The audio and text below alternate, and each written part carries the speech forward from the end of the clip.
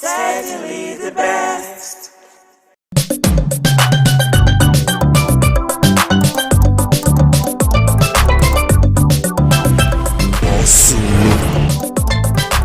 Waiting they happen. Yeah, your papa, yeah, your mama. Hello! Love is better for you. Hello! Big and small, for them and to me. Hello! Now if you know be better, hello! Anything that you do, if you do it, everybody go follow your footsteps. Hello! We are good to do, we go play. Franchise!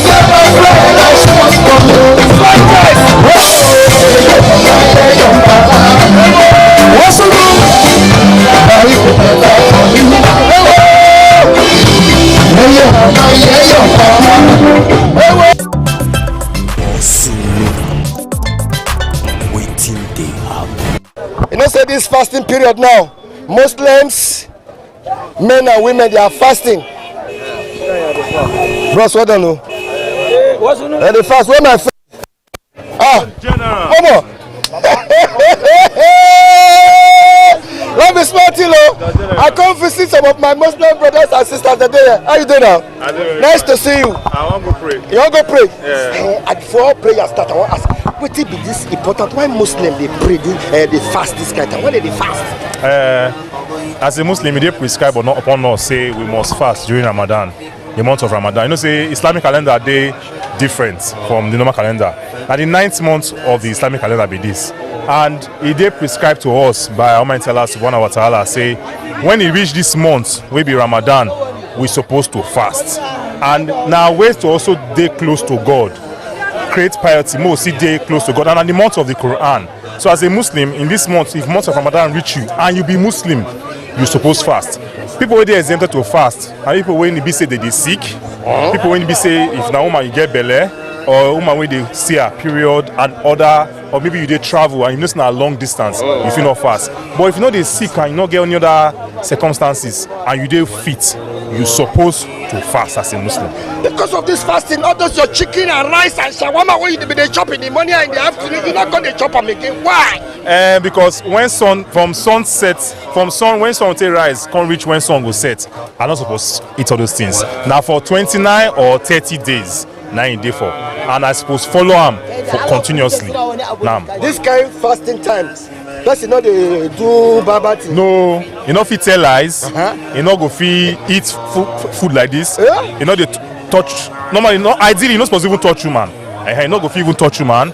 You know, go do any bad. You know, go fit tell lies. You go try your best, make you dey truthful. You try your best, make you dey kind to people.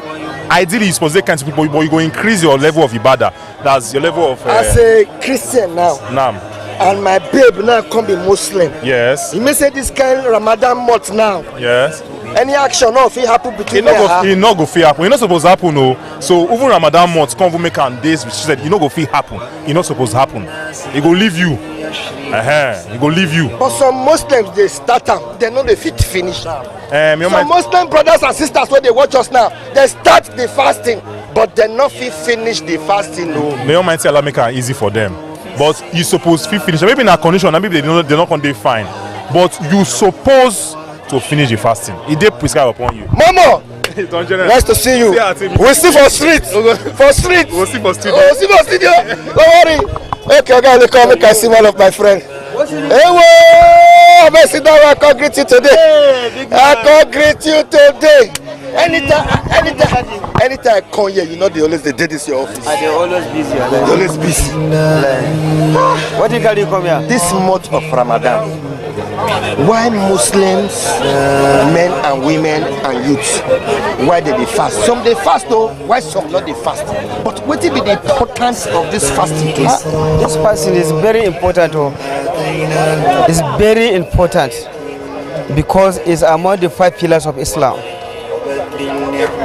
After you collect kalma shahad, la ilaha illallah, then followed by 5 obligatory prayers, then fasting is among the 5 pillars of Islam.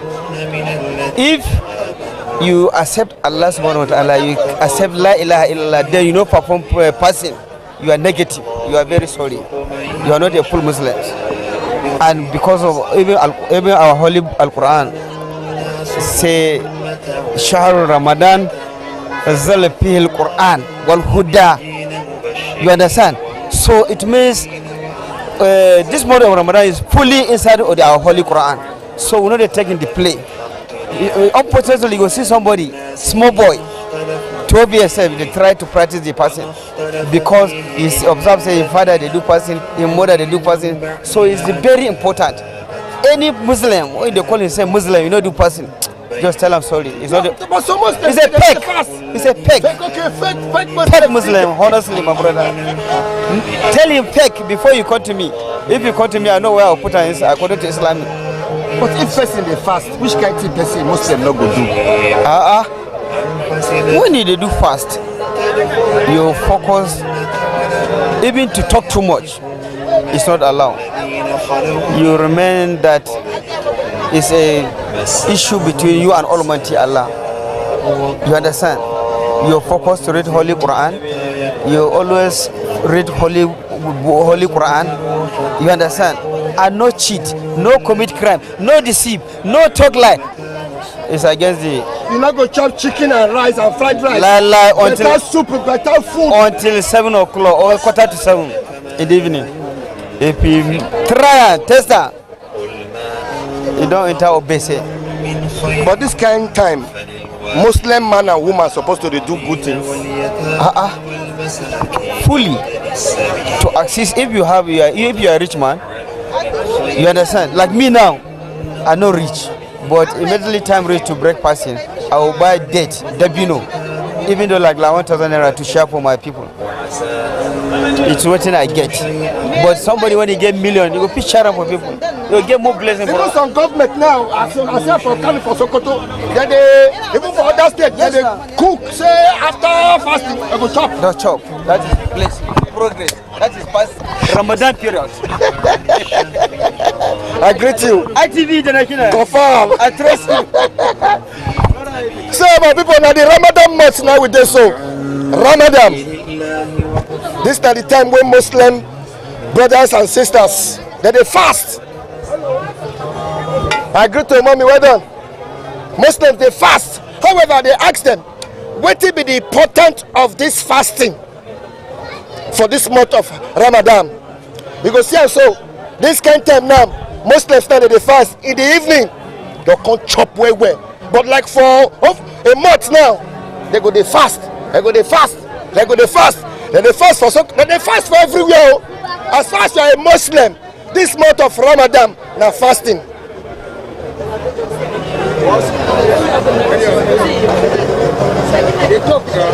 And they say during this fasting, they know they do some kind church things. Okay, I dey see you. Are you a Muslim? I'm Muslim. You dey fast? I dey fasting. Why you go dey fast? What did this fasting mean to you? Why it dey important? They sweet me. They sweet to say you not chop from in the morning till this kind of the evening. It sweet me, I like it. As I dey so thankful. During this fasting, you go cheat person. What? No, go for big. You not fit cheat person. At all. At all. You curse person. I can't beat any woman be. During fasting. I dey tell you. But you dey hungry now. I'm not hungry. I'm not in hunger as I dey so. You not hungry now. I swear. Give me your account. I want to buy you chicken and fried rice now. You go chop it now. Give you my account. 2282. Wallahi. I greet you. I'm okay. Alaji, how's everything now? How the family? Thank you, sir. I don't see. I'm saying this period, this Ramadan month now fasting. Why you dey fast? Why is it important to you to dey fast?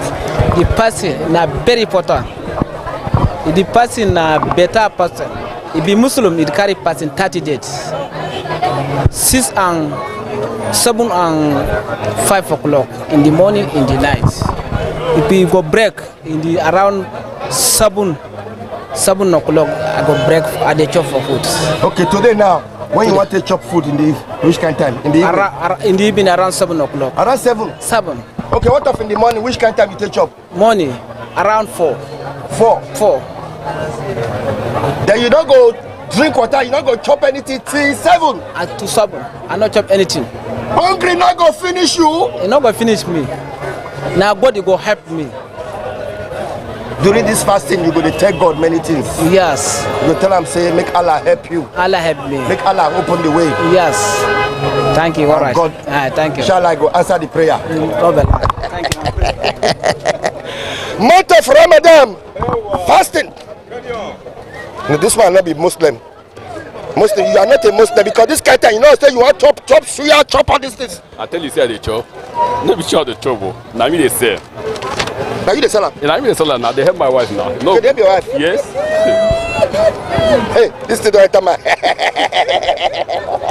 Hey, whoa! I know they help my wife. Hey! I want to go catch the Muslim when one chopper now because this kind of time you are not supposed to eat. Yeah,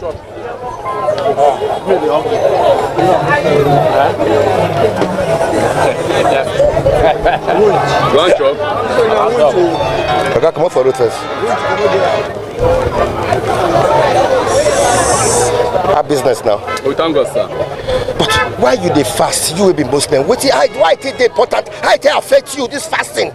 The fasting no affect me. The meaning of the fasting, now they make to show say even if you are a big man, you must do fasting. Even if you are a small man, you must do fasting. May you know say God, all of us we are the same thing. That's why God create fasting for us.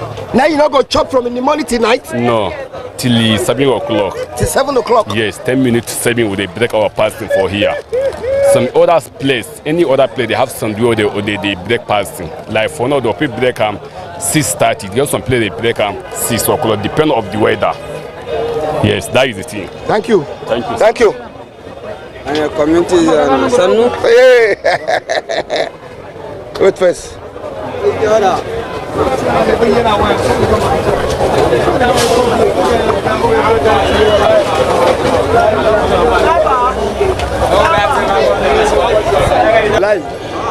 Why you dey fast? Why this fasting for this month of Ramadan dey very important to you? It good way. It good for every Muslim. Every Muslim is good way. Something there for fasting. What fasting they do, you go see batati. Big people who get money and they help people. Everybody they bring your own. Waiting they happen. This fasting mean to you? It means successful. We dey gain a lot for inside. We know they miss an a year. Now once in a year. So we must fast. Any Muslim, you must fast. Okay. You as a woman, yes. During this fasting, what is Muslim woman not supposed to do? Plenty now, and you go avoid them. What is the importance of this fasting to you? Why is this fasting why is it important to you? It brings me closer to Allah. Yeah. That means if I buy you chicken and shawarma now, you're not going to chop it now? I don't go chop. Even though you buy me even an etma, I will not eat because I'm fasting. Okay. I'm doing it because of my God. It's so important to you. Yes, very important. Okay, you are saying. No, any good Muslim supposed to, if you start fasting, definitely you must finish the fasting so that you get your reward the way you want it from Allah. That's it. During this fasting, you're not going to sleep with your husband? No, you can't. I beg.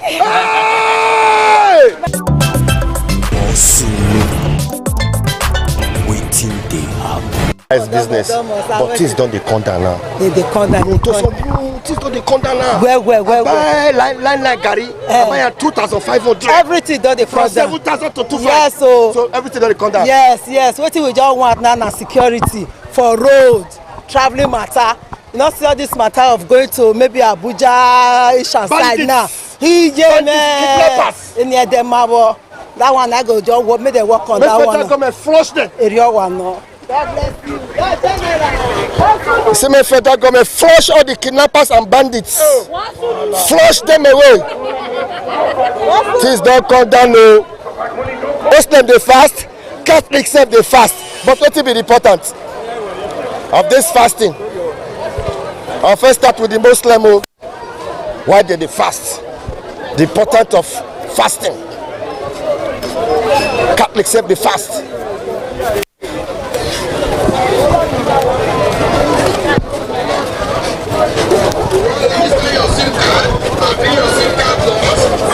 Money no dey come from heaven. Do better thing, money go come. Now true word, I dey tell you so. Anywhere you dey for Nigeria, Lagos, Abuja, Sokoto, Edo, Bayelsa, anywhere you dey, they watch us online for Facebook, for YouTube, for TikTok. We must continue to thank everybody. How you dey? My fans dey everywhere. Just dey drop your comments, they share them. Muslim they fast, Catholic they fast. Wow. But things don't they come down small. But people not they talk. People not they talk, say things don't they come down. Buy biscuit put for my car. Rat must chop her. How I go take catch this rat when they sell my motor? Number one, you don't just say you don't pay your house rent. Number one. Maybe all rat be rat too. Maybe all rat be rat. You just never offend one person once. Are you trying to? Are you aware we are on the national television? On my own way, how you tell they talk to me like this? So you they tell me say, I tell you say rat. Since 2 weeks, they say my car. I don't find them. I don't see them. I don't spray. Lock on the glass. The rat still inside. Kai. And you okay. Say whether you get what you talk. That's like say that you don't pay your house rent. You the whole landlord. Now I talk. No, I'm not a tenant. Okay, you are a landlord. I'm a landlord. You just say not offend anybody. Or you use this one I God send. So they active well. If na your neighbor or your landlord you kill him. How can you want me to kill my tenant or my landlord in my mind? And I explain when you explain, give me. You say rat dey your house complete to your motor car. Yes, 2 weeks. Now I say that you don't pay your house rent. You say you be landlord or your my boy, you offend person. No. You say no. No. Oh yeah, use this one. So now go send. Kill and try. So now bread and biscuit they take do this one. If you all put about there, but anywhere the rat. If you can't kill I can't dry them, how can't they see them? Now the place exactly place when you put am there. Now there you take am. But if I put this in, I feel allow children sit down for some my motor. Yeah, confirm. May they not go shop am. Me no make the children not put am for matter. Anything why for inside your motor, may you not pick am. How much? 1,500. To kill rat when they sell my motor? Not my phone at the country. Everything's here. I patronize you now. No problem, sir. You try. Take 1K. You dey market me? Get up tomorrow. I don't know whether I get 1,000. Don't worry. You know they call you for there. I don't see her. May I put my number? Now one buy. Okay, I only one buy. May I put my number? Give us two now. One market you as they show you so. We go here. Thank you, Thank you. My cameraman said I'll give her one. No so problem. This rat, how many days you give me to catch up? Now only 1 day. 1 day? Yeah. Thank you. Clear. I must catch that rat. Here no gay.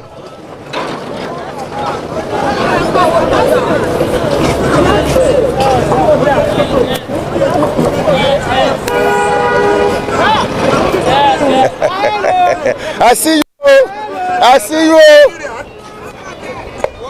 Hey, Oga. How's everything now? How business? Yeah, thank God. Hope the economy don't they. You know they go down, no economy. Now you they high, they go. They talk like this, so. Oga, now hunger they finish person as they so. Since morning I never see 2,000 naira. Now market that they say. Now that poison I go buy so. Oga beg, I don't want eat. I don't want eat poison. I still like God. I say na rat poison Oga, I buy so. No chopper now, no chopper I beg. No chop the poison. Na rat wey dey sell my motor. 2 weeks na there they stay now. Okay, kill the rat, leave human being. True, the economy never dey come down. He no come down. Stuff don't come down. Oga, you know how much? Like what? A bag of rice, how much? Under Buhari government, no be 20, 25, 24,000. They say it come down now is 50 something. Now they say it come down. How much for a cup of rice? No be 400 naira. No be 400 naira for a cup of rice. No be Imo State from Canada be where? Na Ebonyi State. Okay, from Ebonyi. I know Afikpo. Mazi no vessel. You get any advice for Peter Obi? My advice for Peter Obi, yes. I go advise and make it continue push. Even if you no get us, you no get them the other time. You go still get them now. Some people say make it rest. No. Some say make it rest. No. The way the political system now be for Nigeria, some say make it rest. Obedient group then dey with them. If they need Nigeria need the obedient still dey. Obi e dey. Now then dey gidigba. If you need 1 million, obedient group will bring 2 million. Yeah, they dey. Who sponsor last obedient? No, na advice to be well. No. Former Lagos State government na advice to be well. Oga go vote for a They go waste the money. No. Money meant to waste. If you waste them, you get what you want. If you don't use your money about this thing, you go get them. So you never see the signal of Jagaban. Forget it. You never see the signal of Jagaban. Forget it. We know how to tie him down. Yes. During the election. Oga, forget. We are going to defeat. We are going to vote.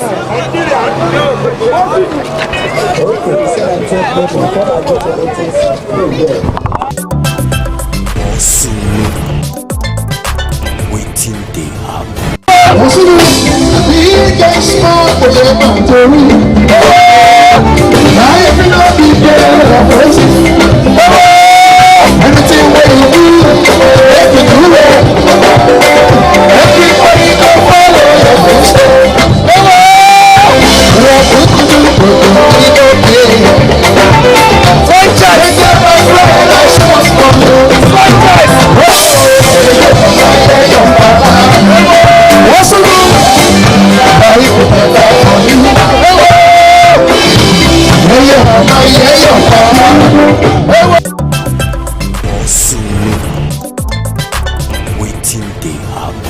To Nigeria, my country, to be faithful, loyal, and honest, and to serve Nigeria with all my strength.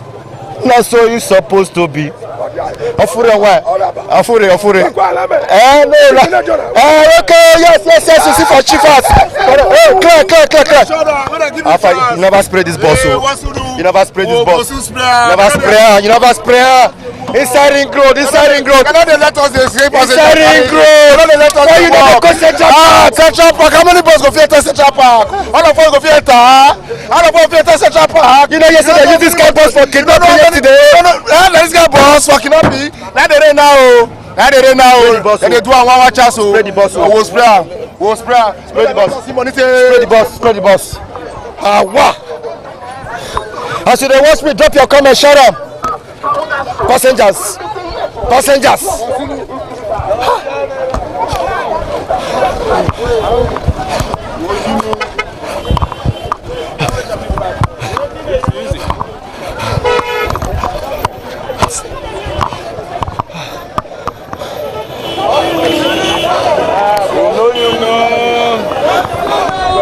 Wetin dey happen?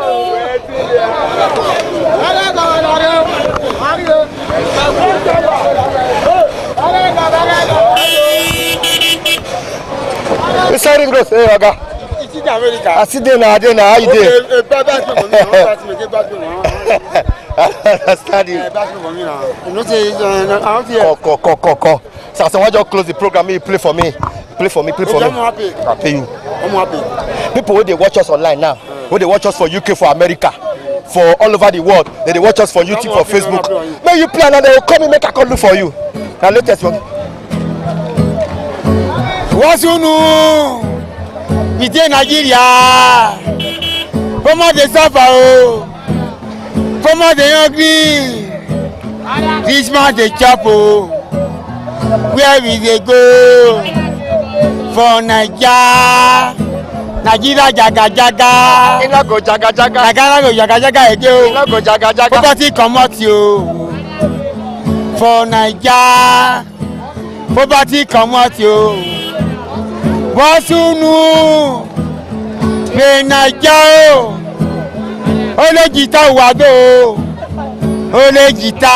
Shara, like drop your comment. Wasunu Owenu wado. In Nigeria fi were ne o. In Nigeria fi were ne o. Owe gwa baby o. We'll see. Ọ̀gá fẹ́ yá de báyọ̀. Say, may I bless you now. Wà gbé ní gòdè o. Wọ́n tún nu wọ́n. Tọ́lọ́lá yìí tán. Ẹ̀gẹ́ ní kẹ́lí wẹ̀. Wọ́n tún nu o. Ọ̀fọ̀nẹ̀. Correct. You come to America. America we'll go together. We'll go together. I don't suffer, not be small. Upon say I get sense. Poverty not good at all. Oh. Now you make I join this business, journalist business. I don't suffer, not be small. Upon say I get sense. Poverty not good at all. Oh. Now he make I join this business. Which kind of business? Journalist. How far now? I dey inside Ring Road. Inside Ring Road though. Inside Ring Road though. Waiting they happen. Waiting they happen.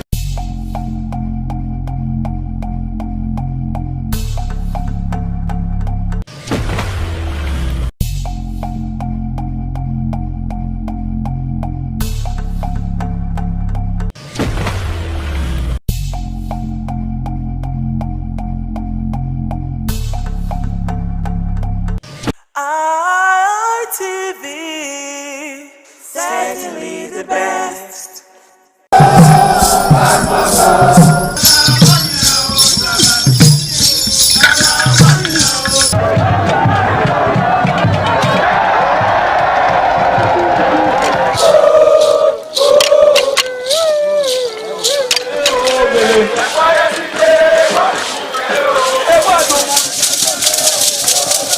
This is Anegbete community situated in Isako Central Local Government Area of Edo State. It is an agrarian community with united people that promotes unity and oneness for peaceful coexistence. The inhabitants of the community migrated from Benin, the cradle of black civilization, a kingdom where king is truly king. The ancestors of Anegbete saw that age was the main determinant of leadership in the rural setting, and the eldest man in the settlement was regarded as the leader who presided over meetings, and his authority is held in high esteem. To further strengthen this unique system of leadership, age group evolved in Anegbete.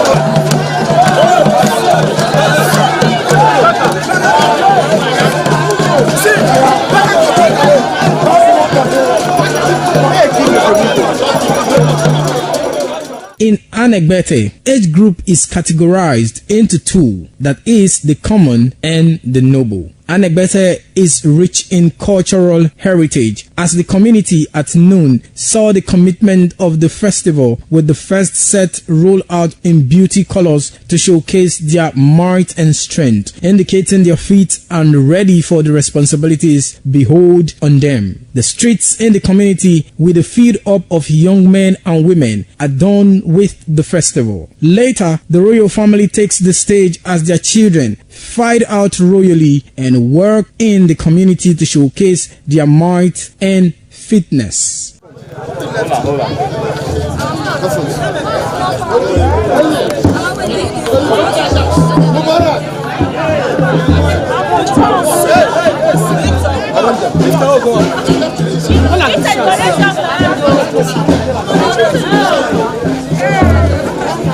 My leader.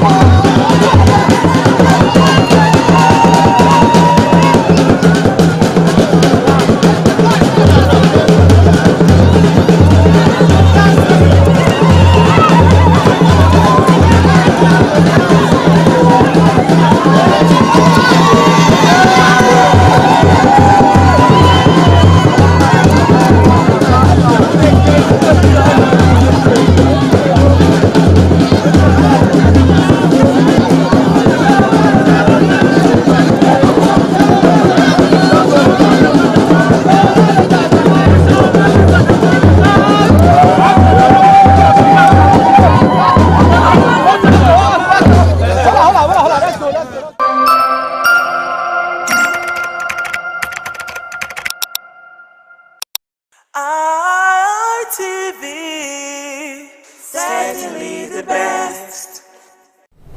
Thank you so much for joining us today on the program Healthy Living. I'm Adesu Walsawage. Today we want to look at kidney disease, which is a condition where the kidneys get damaged and can't filter waste from the blood properly. It is also known as nephritis or renal disease. And today we're going to be talking to a survivor, so we're going to hear the story of kidney from a survivor. Yeah.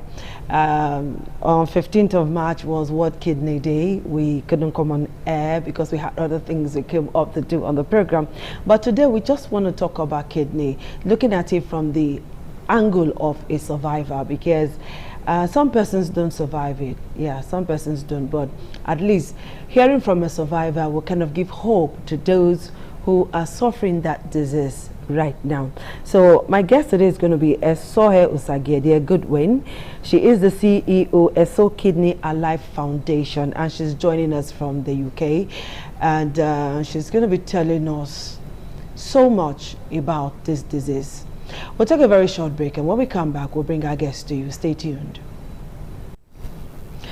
Thank you for staying tuned. Esohe Usagedie Goodwin is joining us from the UK. She is the CEO Eso Kidney Alive Foundation, and she is a survivor. Esohe, how are you? Thanks for joining us. Thank you very much. I'm fine. I'm great. Can you hear me? Okay, that's interesting. Yeah. All right. A lot of persons already know what kidney disease is. Can you just talk to us how it affected your daily life? Kidney disease is not, it's supposed to be something that even if you are affected, you can still carry on with life normally. Maybe not 100%, but at least 50% of your life is still left with you. But having kidney problem in Nigeria is a big deal. It affects the entirety of your life. It affects, for me, it affected everything about me, my purpose, my dreams, aspirations, everything was on pause when I had my kidney failure. And because one of the biggest challenge of kidney failure is financial constraint. And unfortunately, since the medical attention in Nigeria is not free,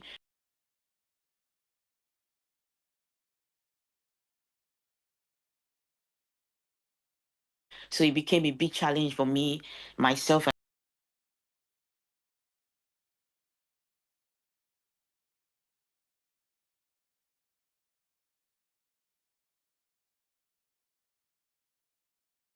and my family, so things were really, really rough. People actually supported, but it was not enough because that's what dialysis does. You go today, you spend the entire money that people gave to you. Tomorrow, you're expected to come again to the hospital. It's continuously until you eventually get your transplant. So for me, it was the biggest and the most challenge of my family's life, because my dad have to sell his house just to make sure that we have money for dialysis. My mom ran into debt. We became beggars. And I want to say big shout out to ITV, because ITV actually supported me then by showing me on the screen and just helping me to reach out to the general public, to reach out to me financially. So it was a big nightmare. Yeah, it was a nightmare. All right. Did you experience any symptoms before the diagnosis? Was Yes, there any indeed. symptom at all? Yes. So, but then I'm going to list the symptoms. But what happened is that when those things were showing, I did not know about kidney failure. My parents did not know anything. So it was all about ignorance. But now, more reason why I'm carrying out um, what's it called, an awareness program in Edo State and also in Delta State, just telling the general public what symptoms are there that you need to watch out for. For me, when I was really little child, because my kidney problem started when I was 9 years, which they didn't pay attention to it. I was always having foamy urine. So when I pee, I noticed that there's particles of foam on it, and it's been there for years. It became serious that I was even admiring my urine. Like I used to tell my friend, like, do you know when I pee? foamy substances are still there. I don't know what that, and I'm not. I told them, I said, I'm not drinking beer. My pee looks like a beer, beer substance like alcohol. So they used to laugh at me, but I didn't know that was a big sign of kidney problem. I was always fatigued. They called me the most lazy child among five in the house. I'm always lazy doing anything. Before I climb one staircase, I'm breathing hard. I experienced that for many years, even when I was employed in Edo State as a teacher. After teaching one class, I would run to one empty room to go sleep because I can't even hold myself. So I was really fatigued. I was having shortness of breath. I was having swollen faces. I didn't know that those were retention of fluid in my body. You know how a pregnant woman looks when they are pregnant, like swollen feet, swollen face. Yeah, I was always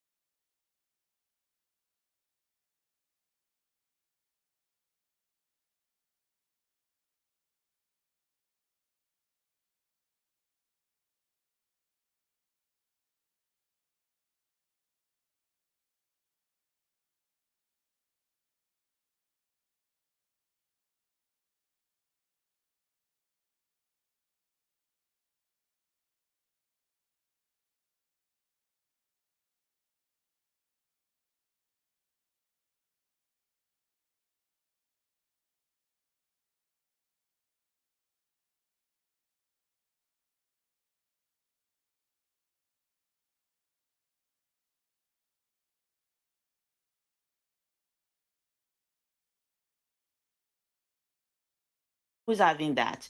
And yeah, off and on from the hospital every time they are treating malaria. Because that time when I'm always sick, I'm the only one always sick among five children. And they will always say, it's malaria, take malaria medication. There's no medication then, no malaria medication I didn't take. And those were actually contributors to the reason why my kidney failed on time because I kept taking lots of antibiotics, and of course painkillers as well.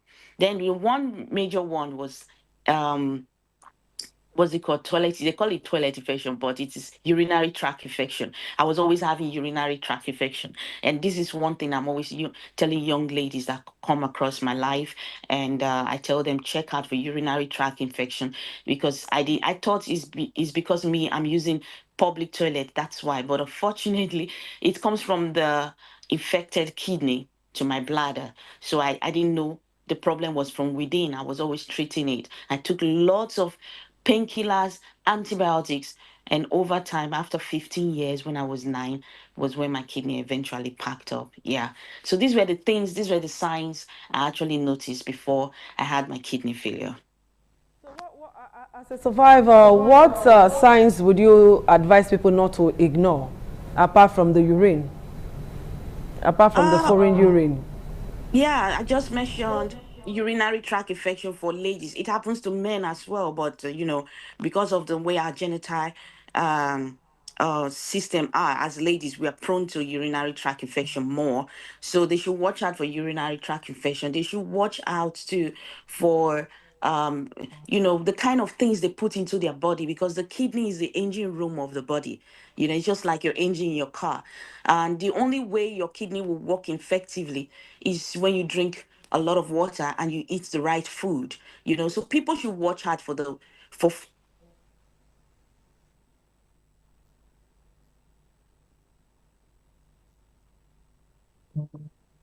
Sorry about that.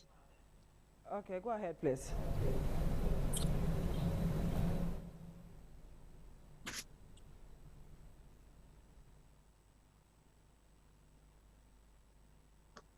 Are we good now? Hello? Yeah, we can hear you. Go ahead. Yes, so sorry about that.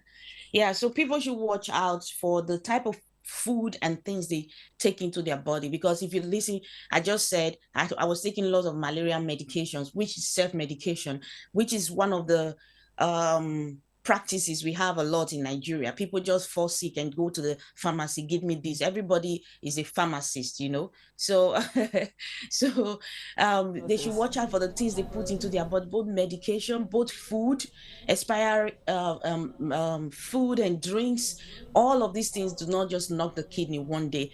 It's when we do this continuously, and then after a while, the kidney definitely will fail. So they should watch out for whatever substance they put into their body. Is it water? Is it food? Is it liquid? Because a lot of people take a lot of hard drugs.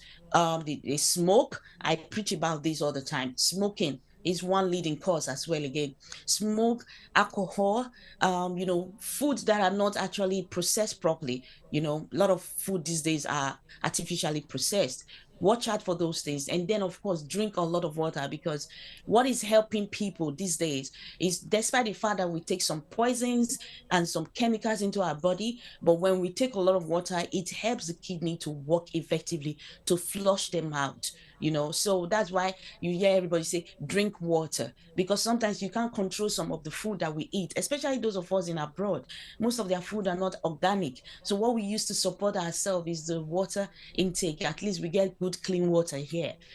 So this is my advice to people. You watch out for anything. Transplant journey. How was your how was your transplant journey was then? Because nowadays you see that some persons who even go through transplant, when they find donors and all of that, it does not match with them, and most often the time it fails. The problem continues, and when the person cannot keep it anymore, the person dies. So tell us about your transplant journey. What made it so successful? Yeah, I'm so grateful for the fact that, anything about medical world, sometimes we have mistakes. We have, these are human beings. These are not robots. So sometimes mistakes happen, and sometimes negligence is there as well. I didn't do my transplant in Nigeria. It doesn't mean that there are no good transplantations in Nigeria. There are good and effective doctors too. But I was just so scared. So we did ours in India, and my mother became my donor. And I can tell you categorically that the test results, the test my mom went through before she was proven to be my donor was rigorous test. We were even saying, is this test not enough? They said, no, your mom will come again for another, but we don't want to hear any mistake. Those were doctors that were actually diligent in their duties. So when you hear that transplant is done and some persons come back and say it doesn't match it, for me, I'm not a doctor, but I think, like, if you go to a good hospital and doctors pay attention to very minute things that people will ignore, those are the things that might result to big problem after the transplant. If they pay attention, I don't think there will be any problem, because I have experienced the life of transplant. It's beautiful. Mine was successful, and it was beautiful. Back to life again, back to normal again. I've seen successful people for many years. Their transplantation has lasted for 40-something years, 50-something years, and they're still going, So sometimes life happens. Some people, we don't know what really happened. Spiritual reasons might be there, or even mistakes from the patients themselves. So I don't know how to put it, but one just needs to be careful where you go do your transplant, and also the doctors that attend to you, if they're very effective, to tell you. For me, I'll tell you one thing. The doctors that I know about, they will tell you, even if this person is a match, but in the next 20-something years, there will still be a problem with that kidney. So we're not going to, are you willing to go ahead with the surgery or not? So if you sign yes, then that's on your risk. If you say no, they'll stop and find you a better match. So that's how they value lives here. But I don't know about other places, but life after transplant is beautiful. I'm an advocate for it. If you have life after transplant, how is your diet like? Just generally your lifestyle after transplant. My lifestyle after transplant was great. I even joined sports before I left Nigeria. I was always jogging in the morning. Yeah, we had a running group that I joined. So it's not like the life is fragile. No, it's back to normal. I know footballers over the world that have done transplant that are also footballers playing professionally. So my life is beautiful. Yeah, back to work, doing what I know how to do best, back to the studio. My diet is normal because I don't have any internal problem. So people that struggle with transplants most times are people that have internal problem like diabetes, and the other kind of strong internal problems. Those ones have to mind their diet and mind the things they do. But for me, I will just till date, I don't think they've seen the reason why my kidney failed actually. So I'm back to normal. I'm not hypertensive. I'm not diabetic. So my diet, everything is normal. I'm living a normal life like any other person. The only thing is that I am more careful of the things I put in my body, of the things I eat, of the water I drink, because I'm just keeping a normal, healthy lifestyle of what everybody should do anyway. But for me, I know what I went through, and I don't want to go through it again. So I'm keeping a normal, healthy lifestyle. Yes. All right, so I wish we could go on and on because you have such an interesting story to tell there. I'm so glad you're fine, you're good, and I hope that this talk with you today will definitely encourage one or two or so many persons out there who are sufferers and are waiting for transplantation and hoping for a better life like your own. Thank you so much, Esohe, for finding time to be with us on the show today. We hope to do this again very soon. Thank you very much. Thanks for having me. All right, so do have a great day and enjoy the rest of your life. All right, people, this is it on the show today, and I want to believe that those who are down with kidney disease and all of that will find succor someday soon. Do have a beautiful afternoon. Bye-bye. ITV, certainly the best.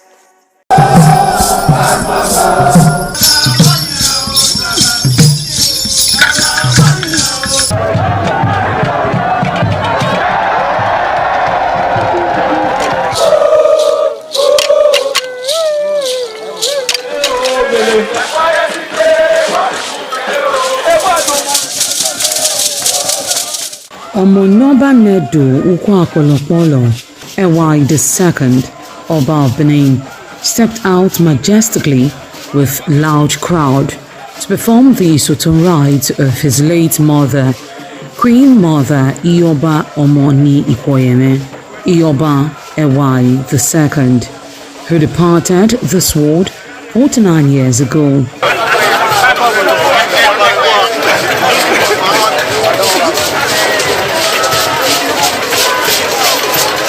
Isoton is a traditional rite of the procession in memory of the departed person's spirit in Benin Kingdom. It is usually heralded by public display of the departed person's influence during their sojourn on earth. The display of a human effigy symbolizing the departed royal matriarch was preceded by the Oba of Benin, who led the procession from his palace to the Emotan Shrine at King Square in Benin City, where he offered prayers for the repose of the soul of the Queen Mother, Ioba Ewai II.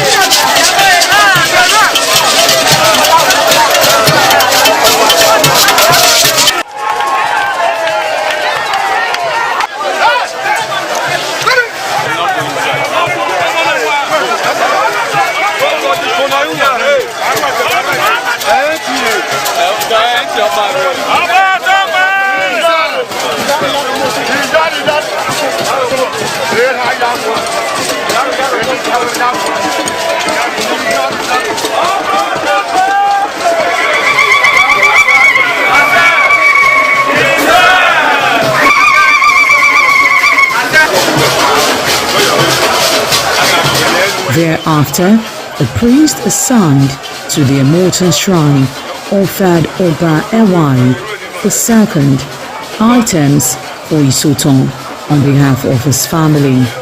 However, Chop, known as Uri, represented a mixed cheer from royal fans after ancestral spirits were invoked to bear witness and announce his arrival. On his way home, Oba Ewai paid tributes at various pilgrimage sites, including Queen Idia Tomb, beside Oba Markets, where a cheerful crowd of traders abandoned their wares to catch a glimpse of the royal personage and join in the celebration.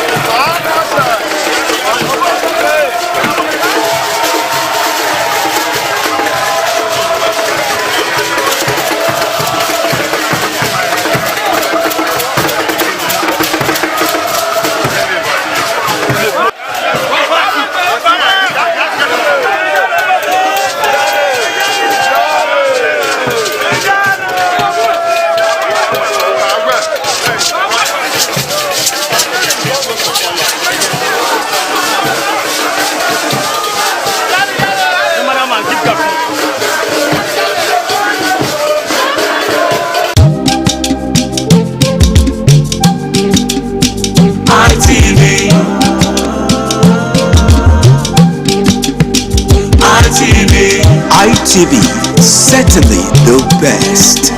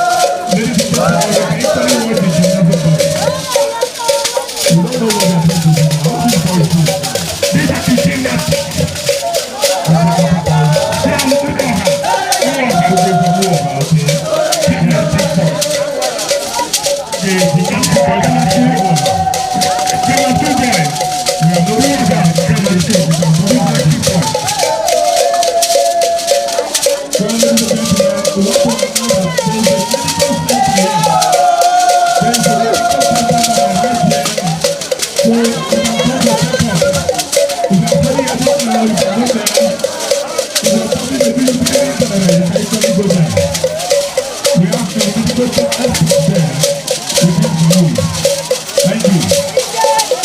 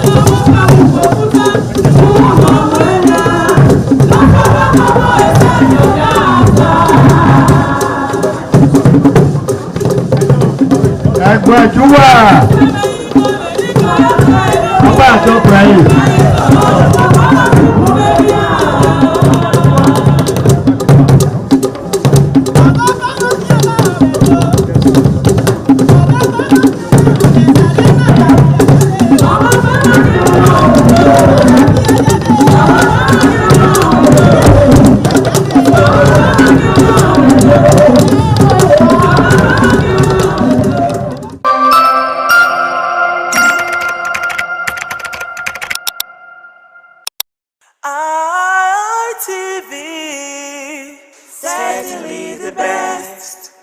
Thank you for joining us today on the program Woman to Woman. I'm Adesu Walsawagie. It seems like I'm alone today, but not really. I'm going to be joined by Favor Aniye Omorege. via Zoom today. And today on Woman to Woman, we want to look at something that is very pressing. It's very important. You know, in those days, marriages used to last like 50 years, 60 years, and still counting. But these days, marriages don't last anymore. Why? Because some men have said that it is due to lack of respect, that their women do not respect them. And so they cannot be in a marriage where the woman does not have respect for them. So today we want to look at building strong family relationship through mutual respect, all right? Respect for the man, respect for the woman. So ordinarily, respect should be a two-way traffic, not a one-way traffic. Only the woman is just giving the respect, and the man is not doing anything. Some men feel that it is their birthright to be respected, but you need to earn it. You have to earn it. You are in a relationship with a woman, and both of you have become one. You are now equal. Yes, you are equal. All right? If you give the woman a bit of respect, the woman will respect you too. But when you move from street to street, house to house, you know, choosing side chicks or befriending girls everywhere you go to, you think your wife will respect you?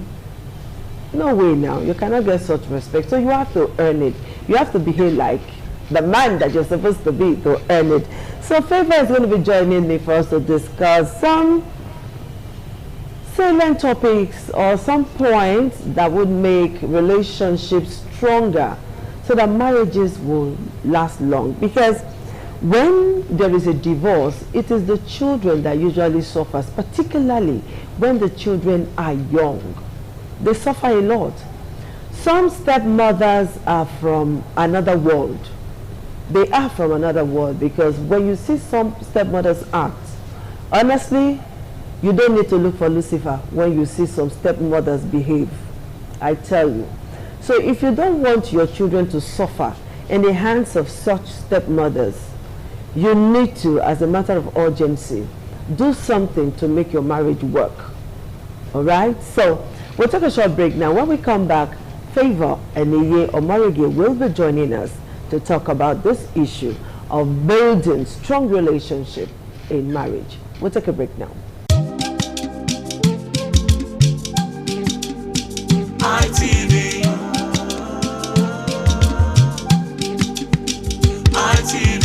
ITV, certainly the best. So thank you once again for joining us on the program, Woman to Woman. So, Favor, good afternoon.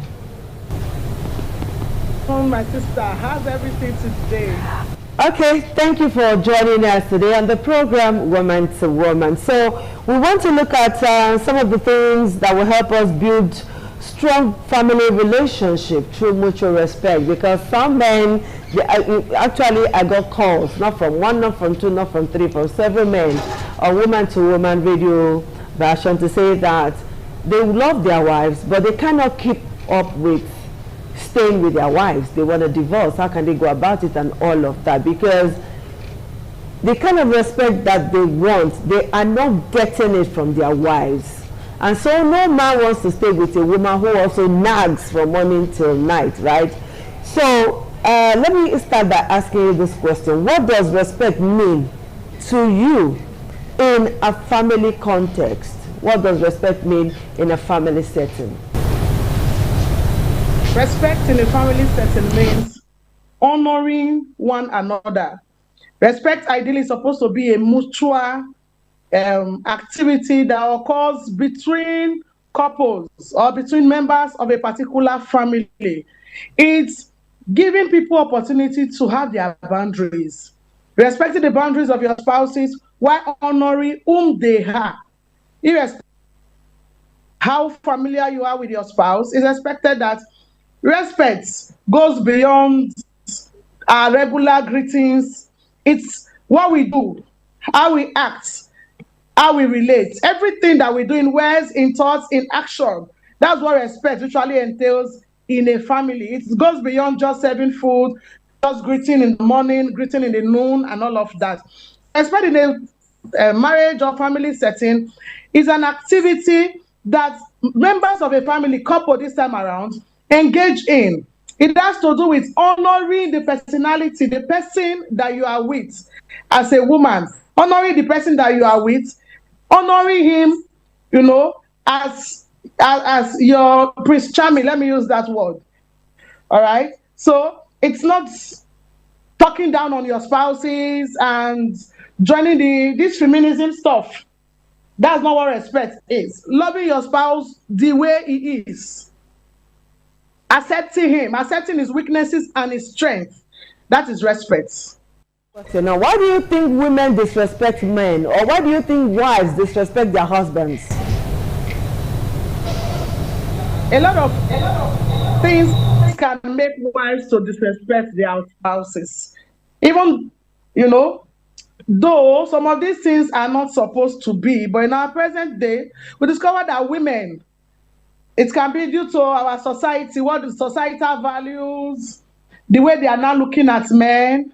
It can be due to the capability of the men in terms of their financial and economical strength. Okay, it can also be a character problem from the women themselves. A lot of things can make women disrespect their spouses. When there's lack of love and unity in a home, it can make the woman to disrespect a man. Okay, so what do you think, how do you think a woman can cope with a man who brings out the worst in her? You know, there are some women, ordinarily they are good women, they are calm women, but when they marry to some kind of man, you see the other side of that woman. She's not even happy with herself, and then she brings out all of those bad things in her. So how can a woman cope with a man who gives her all of this stress? Well, the first thing she has to do for herself is to love herself. Love herself enough to create boundaries where no matter what her husband does, it doesn't break through that boundary, that's a barrier of protection. The truth of the matter is you are whom you are. When you respond, the way you respond to pressure, the way you respond to negative activities or occurrences is that's actually your true person. If you are saying that this woman was good, but it's the man that is bringing out the bad in her, that's to say she's bad. The man is only the pressure that she's getting from her man. There was this time somebody called me to say that he wants advice because he wants to divorce his wife. The wife does not respect him. The wife does this, the wife does that. And then in the course of interviewing the man, it was discovered that the man was doing so many things wrong, believing that he's right because he's a man. He sees nothing wrong in having side chicks, and then he has this way of rubbing it in his wife's face, as in, am I the only one doing it? And you want the woman to respect you. Are there not men who are enjoying themselves, who have 3, 4, 5 girlfriends and all of that? And you're saying that to your wife. And the man believes that is a normal thing because that is what the line of discussion is where he works. He said they talk about it freely. And some of them even claim that their wives knows and even knows their girlfriends and all of that. And you think it's every woman that can take that. Oh God, no. I don't know if you're watching this program today, all right? So, like they say, hell has no fury like a woman scorned. So you have to be careful the way you treat your wife. You don't flaunt your side chicks in front of your wife, okay? And if you want to respect, you act like one, like you really deserve it. You don't force it. You earn it. All right? I'm a woman, and a woman respects men who are capable. Yes, I tell you for free. And even when the man does not have, and you're showing some level of understanding, some level of humility, some level of love to that woman, the woman does not really mind. It's not difficult to satisfy a woman, particularly your wife. Your wife can go any length with you, I tell you. It is your girlfriend who will drop you halfway if there's a problem, but with your wife will go any length with you to make things work. Yes, she will suffer with you. She will go through the rank and files with you. But you see your babe, she will drop you halfway when problem arises. Let your finance drop a bit. She will leave you. Fall sick and see who stays by your side. It's your wife. But that other girl will not stay. And some will say, okay, my wife does not have time. She does this, she does that. She does not look as cute as she used to be. How can she look as cute as she used to be? She takes care of the kids, she works, she does house chores, she does quite a number of things at the same time. While the one you're going to meet outside knows that you're going to come, she'll not get anything that she's doing. She's only waiting for you. Of course, she will look her best to keep you under wraps. She will. But give her a little test of life, and she will run. So, hello, Favor. I don't know if Favor is connected back to me now. Favor, are you with me now? I'm here with you. Hello, Favor. I'm here. Is Favor with me now? Very well. Okay, Favor. Sorry about that loss of audio there. So, what do you think husband and wife can do to connect, to have respect for themselves? Because nowadays, things just go haywire. The man is on this side, the woman is on this side. They are not connecting. A man and woman may be at home together, and you will hear them say, hey, Junior, tell your mother I don't want to eat vegetable soup. I want to eat ogbono. That is the man that is still eating at home, and some of them will not eat again. You know, so how do we marry them together again so that there will be good communication between the husband and wife, and that in turn will breed respect? I think couples should do everything to keep their communication line effective. No matter how bad your spouse hurts you, please and please don't shut down communication. It's very important. You must continue to talk to yourselves. They should find time out, take time out. And, sometimes this love that we're talking about, it needs to be refreshed too. Couples, they are very good at giving to children, giving to their family, but they don't give to their marriage. They should find time and invest into their marriage, find a time to sit together, talk about their worries, talk about their pains together as lovers, and then rekindle the love fire like it was while they were dating or some courting. They shouldn't allow that wind of love, that fire of love in their marriage to die. They should not stop talking. They should talk together in love. You discover that one of the reasons why couples shout for one another is because they can be there together physically, but they are emotionally detached. So when a man and a woman is emotionally detached, you hear them scream. In most families, in most homes today, I dare say, there is the presence of husband, there is the presence of wife, but they are emotionally disconnected, they are spiritually disconnected, they are financially disconnected, they are socially disconnected. In fact, they are just disconnected. They live together like roommates now, or housemates as the case may be. They sleep in different rooms. So how can they come together? One of the ways they can come together is by forgiving themselves. From their heart, they should forgive. They should forgive themselves and look at where the issues, and again, in forgiving themselves, they have to do away with fault finding. And you cause this, you cause that is not necessary. At the time they start looking at who is at fault or who is not at fault, that problem will not be solved. So they should do away with fault finding, accept. If the man has said that he is wrong, the woman accepts that she's wrong, and then they are both on the same page, they forgive themselves, it's easy to come together again and move ahead. By the time they keep finding fault, it's your fault that this, it's your fault that, it may never work again. So for that man, for that woman that is emotionally, physically, and spiritually detached from the spouse, that marriage can work again. That marriage can come back together again. They must first win the battle in their minds by agreeing that it will work. If you agree in your mind that it will work, then all activities that you do is just towards making that marriage, making that relationship to work. All right? So it's for them to, look for that. How does this respect in marriage affect the children? A lot of ways. The children, it can affect their academic work. Academically, these children that used to be very sharp in school, you see them, they start going academically, then emotionally. You see these children coming up with disorders, mental disorders. They start feeling depressed, unnecessary anxiety. These children will not be able to move along with their peers. Children that were supposed to be very lovely and friendly, they get to school and become bullies because that's what they see their parents do, always fighting. All right. So, and on the long run, the parents will lose. Some of these children, because they cannot cope any longer with what their parents do, then you see them going into suicidal attempts and all of that. And it's not healthy at all. No child wants to see their parents fighting. No child is happy to see their parents always quarreling. It's really those ones that are very good at, using their children as baits. Some parents use their children as baits. This one will use, because the father offends the wife, she gets to the children.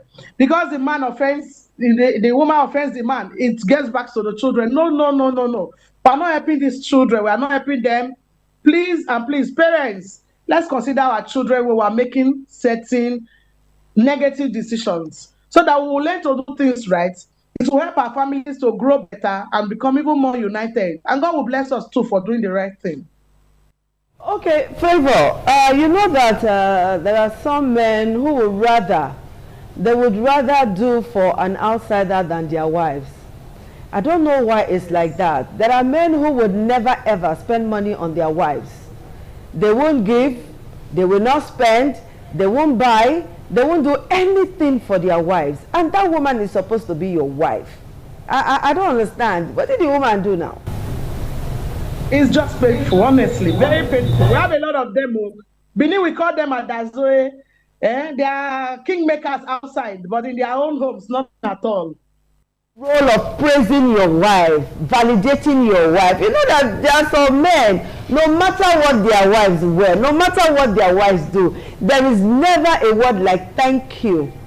Even when the wife will use her money to do things in the house, there's no say, no thank you. No, oh, you look so good today.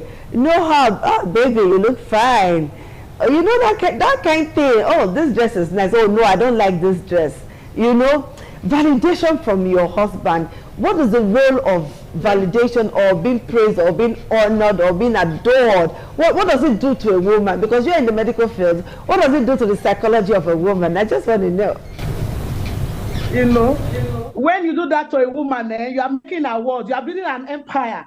Inshallah, as you were saying it, I was just smiling as though you were saying them to me. And there's this hormone in my system that's just been released, and I'm feeling very happy, like you were talking to me.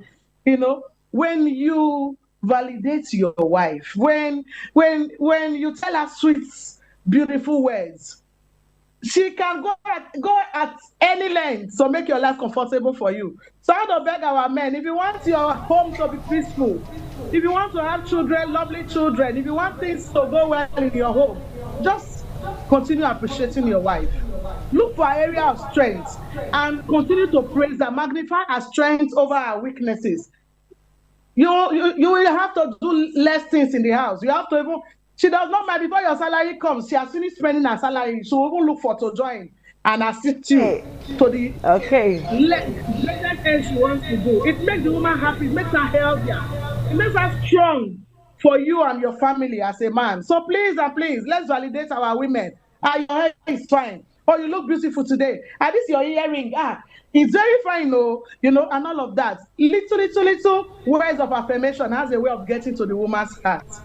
All right. Okay. Oh, this place look very clean. Oh, madam, it's like you mopped. Oh, that's why you are my wife. Things like that. It will not cost you anything to do as a man for your wife. Favor, thank you so much. All right, Favor said so much this afternoon. You want respect from your wife, not be so. There are little things you should do. Validate your wife. Praise her. Your wife gives you food, even if you are the one that provided the money. Thank her after eating. Praise the food. Praise your wife. But some men, they are in that school of comparison. Oh, you not see that one wife. You not see that one wife. And you're saying that to your wife. That means you're not ready to be respected, though.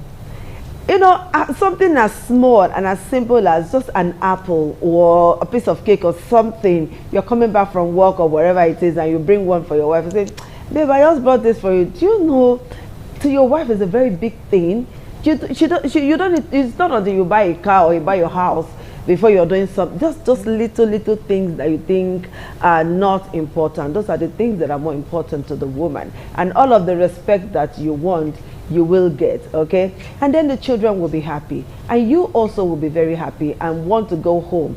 Not the ones that will close from work and don't want to go home until like past midnight and all of that, all right?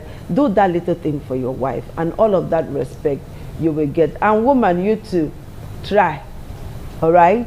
Even if the man is trying to bring out the worst in you, try now. Just try, and then you'll be happy. And instead of resorting to domestic violence, you can actually go your separate ways, all right? If you do all of this, I'm sure we're going to build stronger and finer relationship in marriage. Thank you for watching. Do have a great day. Thank you, Favor, for doing me this favor. Thank you very much. Thank you. I'm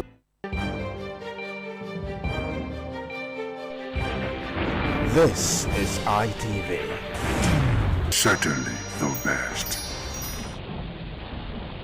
ITV, certainly the best.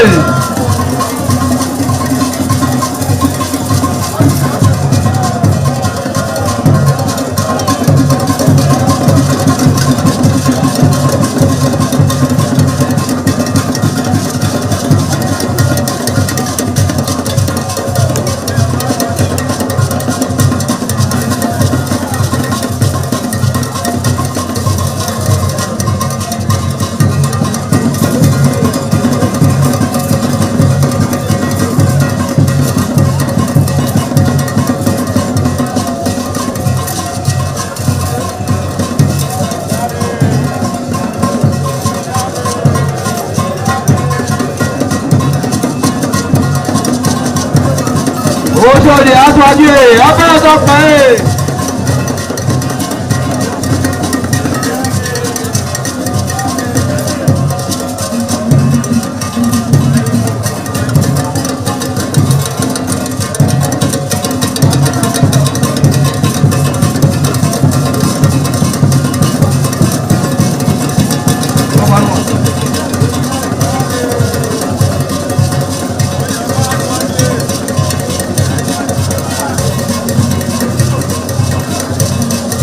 Àyàbá sókè abẹ́rẹ́ sọ́kàn ẹ̀.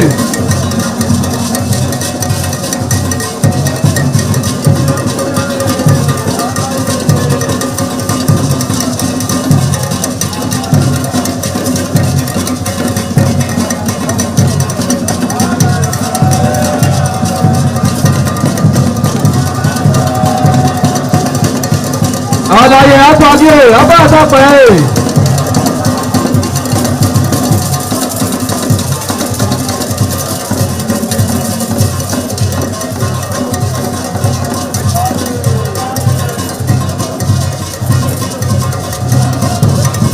Ẹgbẹ̀túwà.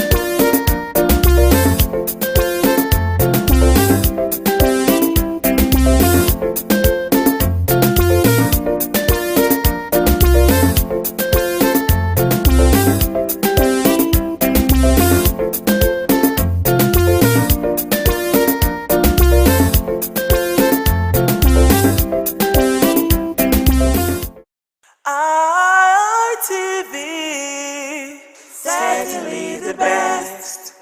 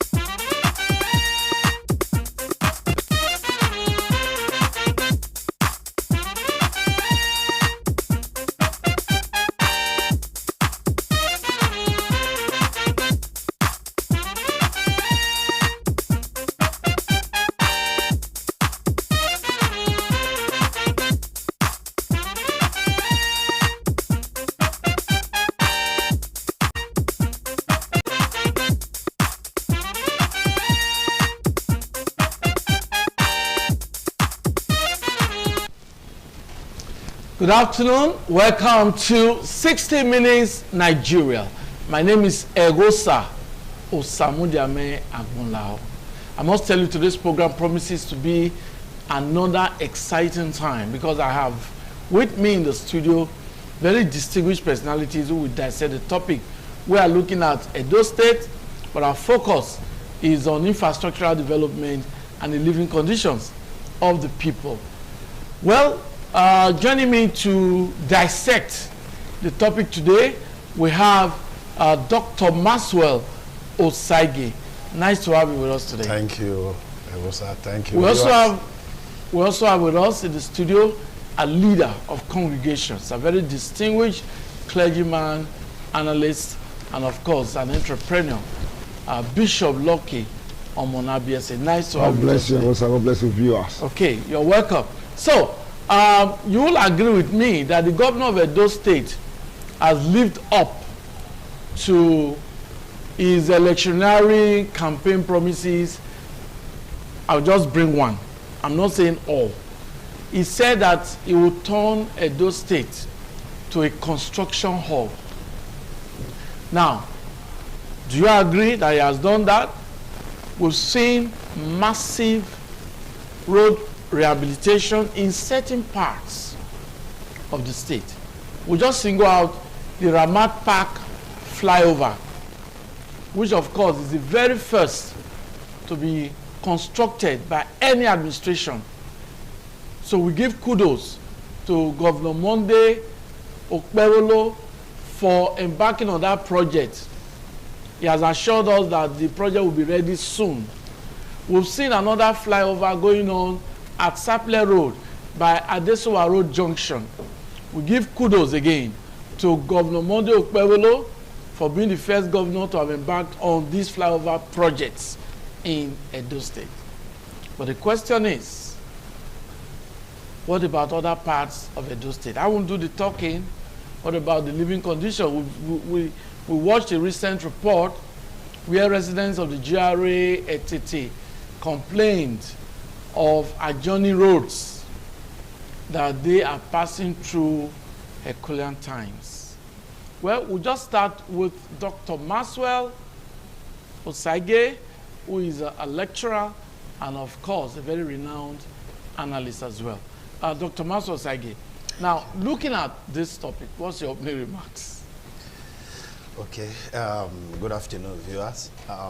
Well, infrastructure. I think in a state like this, when we want to look at the topic as it entails, those state infrastructure and everything, I don't think we should just look at it from the physical aspect of it. Okay.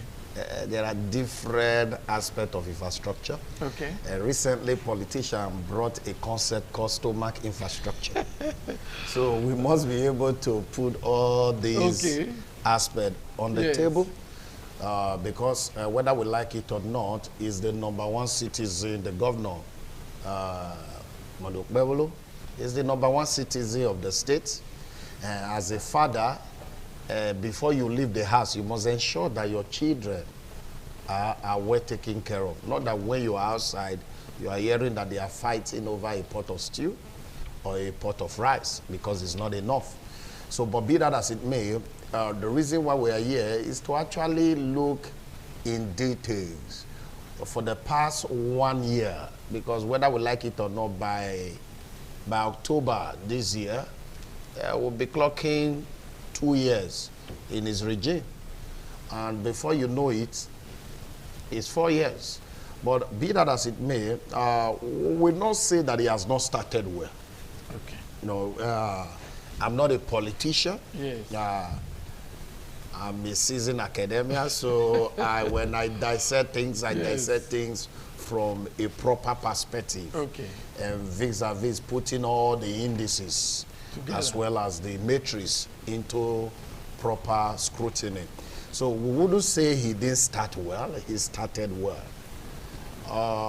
But however, we're beginning to see a bit of adjustment from the focus we saw at the beginning of his tenure and everything. I think that's why we're here, and we'll look at it in detail. Okay, thank you. Opening remarks of Dr. Maxwell Osagie. Let's get the opening remarks of Bishop Lucky Omonabiese, looking at Edo State, looking at the infrastructure, living condition, and the way the governor has started. What's your opening remarks? Well, thank you, Osa. The governor is doing well, like concerning his roads and whatever. He's still doing well. But the area of living condition, if you ask me, I'll tell you from my own research as a grassroots man with people, it's 100% zero. because people are suffering. Fuel just moved from 800 something to 960 now. Yeah, and the things are, and more the fuel increase, more things get tougher for the masses. Now, agriculture have been abandoned.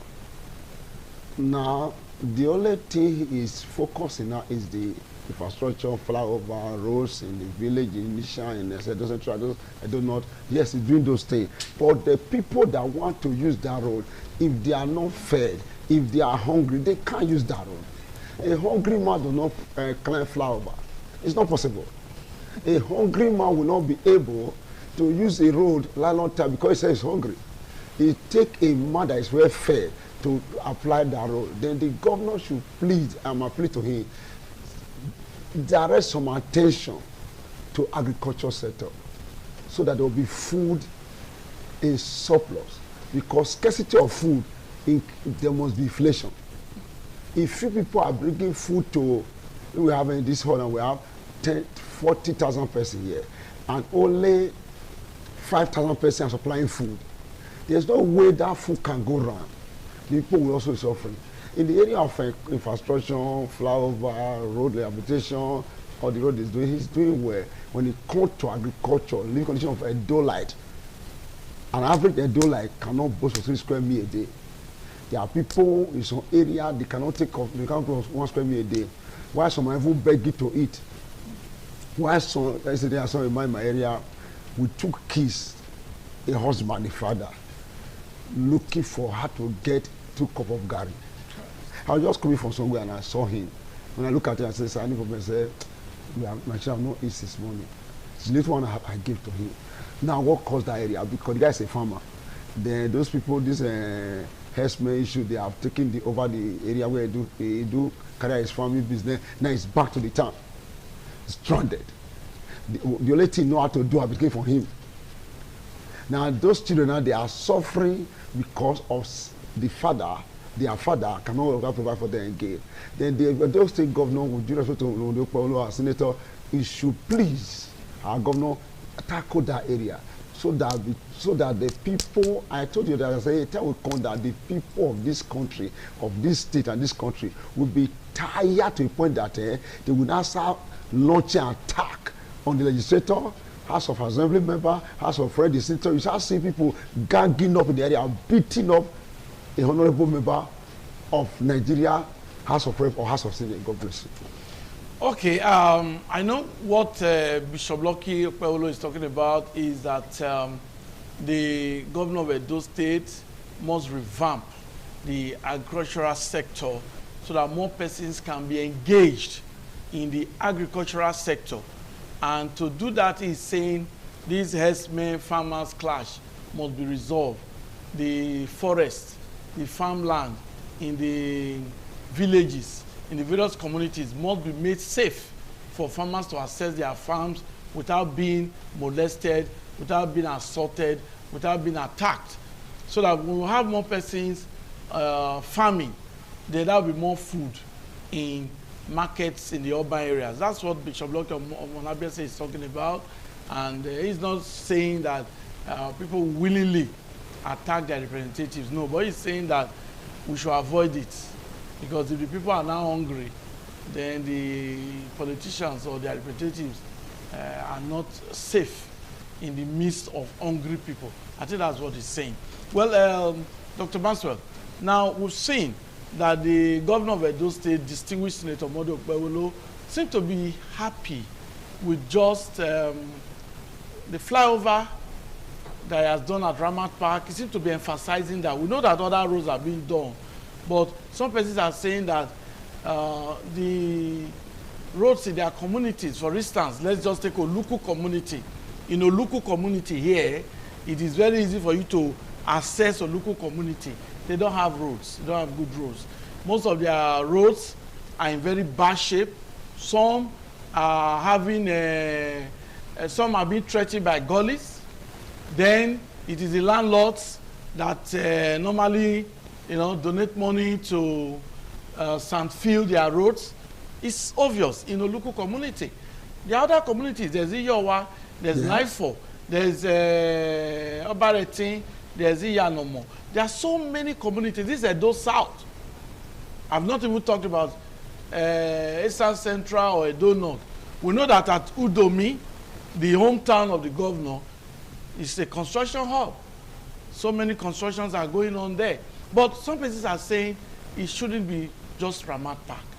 The governor should also think of other roads in the localities, in various communities. Maybe you want to look at this perspective. Okay, thank you. It will be unfair if we say the man on his own part has not tried. He has. What are you talking about now? Okay. He has, and he's trying. But just as you said, there are some areas and everything. But don't forget, some of this gully issue is not a state kind of thing. There's what we call ecological fund. And that ecological fund is directly from federal government in tackling some of these things. So you never can tell, but it's the duty of the governor to help in assessing this fund. He's both the state and the federal government on that particular, because gully definitely, you see erosion eating or certain area. We saw it during the time of Oshomole, how he helped in rescue Nauchi in some area and some parts in Edo South. But be that as it may, he has a good relationship with the president. After all, we constantly hear 2.5 million. And, what's 2.5 million? 2.5 million. Because the governor has assured the president that he will give president 2.5 million votes. In Edo State? In Edo State. Okay, and so it's the baby of the governor now. It's the baby of the president right now. Yes, the baby of the president. Yes. By virtue of president hearing 2.5 million, even though I think by the last calculation is our registered voters up to 2.5 million. I think the last time, I don't have that data here right now, but I know that there is no. I know that there is no election that we have conducted in this state that we have where you combine all the vote together that we had up to 1.5 million voters. The governor may have his own strategy to get those numbers in favor of the president. No, see, let us not play politics to gallery. See, when we talk about, there's the difference between Aristotle and Plato is that one is idealist, the other one is realist. Aristotle is realist. Many of the things we put into public view by way of idea, they are far from reality. Let us not come here in the name of playing politics, we hide things, and at the end of the day, nothing good come out of it. Let's talk what is actually real. What is real? I know that's not the debate for today. Yes. There is no election that we have conducted in this state, and I do not think the way the electioneering processes is going on now is only God that will make us in Edo State get 500 votes when you add all of them together, if it will be up to 500. 500 what? 500,000 5,000. I'm saying 5,000. I'm not even talking about 500,000 now. Talk less of 1 million. So, because the way the process is going right now is not happy. Because I'm telling you, I'm in the streets. I'm in the streets. You mean you think people are hungry and they are? It's not matter of hungry. There are things that makes people excited to say, I want to go and do this thing. I want to go and do this thing. Do you think that excitement is there right now between you and I and every other person? That 2027 election is coming. Oh, let me go and dust my voter's card. I will vote on that day and everything. It's not there. Because there are a lot of things, you heard my bishop just now, there are a lot of things playing in the minds of people. But be that as it may, let's come to the infrastructure. Okay. That's stomach infrastructure, as he said. People are hungry. But is that the work of the governor? I doubt. Is that the work of the governor to make people not to be hungry and make people to be hungry? No, certainly not. But it's his duty to create those blueprints, those policies that will make things better. Has the governor been so helpful since he entered? He's not collecting tax anywhere. Nobody sells in the market and pay any tax. No bus driver drive from one place to another place and pay any tax. Why is it not collected? There is no tax. Invariably, there are more money to the people. So the people are getting more money. But even the drivers now, the drivers are getting more money. They have not reduced the taxi fare. Yes, that is the nature of human being. That is the nature of human being. Once there is a hike in something, even if government have done their best in bringing it down and everything, you see them, it still remain. They would see, the scripture says, it said the heart of men are desperately wicked. So why we point finger to those in authority, we at the grassroots are the greatest problem of Nigeria. Because we are not ready to make anything change. I want to give you an example. In my community where I live, there is one big company there, and they said they want to bring sand out to ensure that they take care of the road and just grade the road and put sand. The people in the community who use that road on a daily basis, who complain that, oh, our tire and everything, immediately the company, just 2 days ago, said, okay, let me put sand on the road. The sand they were bringing now from their company, the same street people started meeting the driver, paying 30,000, 40,000 to channel into the building where they can do their own normal house filling. So to fill their foundation. To fill their foundation. Instead of road. Something meant for the road. So is that the governor's issue? Is that a governor issue? Will you say that company has not done well? Maybe the manager has given a go ahead. But individuals that are complaining on the same road are the people who started siphoning the processes. So see, let's call this way. Let's come back to the governor. In terms of road, yes, indeed, I don't understand why governor is doing a selective approach to road fixing. I don't know why he's doing selective. He's best known to him. He knows his pulse. So I want to believe the reason why he's not collecting all this money, where if you go to Edo GIS, it's like everybody's sleeping there. That's an agency that is meant to be generating money.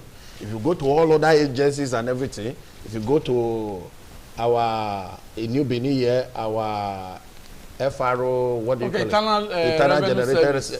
Almost all of them are sleeping. Now these are people that we are paying. See, when you live in a place, you must be responsible to the place. Now, one of the things that makes us responsible is that we pay our taxes. Yes, indeed, on the governor's zone, he has felt, okay, you need to bring food to the people's table. So for that reason, he's not ready to take money from anybody. What he's getting from federal government is solving whatsoever he wants to solve. But he must understand that what will make the food to leave the farm to marketplace is good road. Now, as we speak, I have problem with the infrastructure. Let me tell you where my problem lies. For everything that he's doing is not actually the concept infrastructure developing, the company handling this thing. For example, Saplero. I live in Saplero houses. Okay. This Chinese company, when we are growing up, when we see Julius Berger, when they are doing road, when we see ROCC, when they are doing road, they create adjoining streets. They maintain a street where people can be passing through. But this the construction is going on. Now, what I saw in this 1 year plus of the infrastructural process is that we just see people doing road. They don't even care whether people live in that environment. They care less. And at the end of the day, you are impoverishing people by way of time, because time is money. If I'm meant to get to my place of work by 9, and I'm not getting to my place of work by 12, it's a problem. If you watch the policy of the cashless society that the president just suspended, why did the president suspend it yesterday? He suspended it because at the airport, people were spending more time all in the name of the cashless policy. And he said, as I yesterday, he said, this cashless policy is suspended so that people cannot be queuing. I said to myself yesterday, if you want to do this kind of thing, there are ways you create a better algorithm for it that will enable seamless approaches to it that people can pass and everything. He suspended that IGRO as a result of time that they are wasting over there. We have a governor. People are doing road. The people that are taking that road, they are hungry. They don't have place to pass. You cannot even take through Sapler Road. You pass here and pass here, they just block. Ogege, at a point I was driving, go and between Ogege and BIU. It's a problem with all the trailers and everything. No adjoining. The adjoining road they are doing, you know, definitely before they do the main road, they do the gutter. Yes. Now you are doing a gutter across an adjoining road. You will do it, you will just leave it there. No slab that will enable them to drive at and move to their place. These are problems. So we are not saying you shouldn't do infrastructure. Must you do infrastructure to punish the Edolite? It's not done. So while we are looking at all these things, is yes, indeed, there is selective in the approach of the road. Okay. Yeah, people in GROA, they are crying. People in certain areas, as you mentioned, they are crying. So if you want to do road, just tell us. If you want to be fair, say 6 road in Edo South, 6 road in Edo Central, 6 road in Edo North. That is fairness and equity. So you heard President yesterday. We heard that he has approved 6 major roads across Edo State. That's transparency. We'll come back to you, Dr. Mansur. Bishop Lucky. Yes, sir. Now, I know that you have a lot to say. Looking at even the road infrastructure, the governor, like I said, in my own opinion, seemed to be happy with that. Is a flagship project. Yeah. The Ramat Park flyover. Seriously. Commendable. But there are other roads in other communities that are not tarred. The rainy season will set in, and people will not be able to even drive out of their houses. So many roads in the communities, not in the city center. What's your take? Well, the governor should extend this structural plan project to this community. Oluku here. Okay. Oluku, as a case study, there is no road. No road in Oluku. It's so bad. You pray if it rains in Oluku. If you came out of that road with that car still alive, it's by the grace of God. No road. Get to Yogi, no road. Igosa, no road. Okay, if you go to I call it Iyowa, there is no road. A Johnny Street in Iyowa, if it rains, is something else. Now, if you go to Sassuon Bordeaux area of farming, there's no road. The other day, last year, I'll go to one of my daughter to bring something from the farm. I have to park my car, get a bike. Even the bike, I have to stop somewhere. Use my leg to go and look for, get the thing. Now, look at the people that are even farmers. They are suffering to bring those their goods to the urban city. And things must be expensive.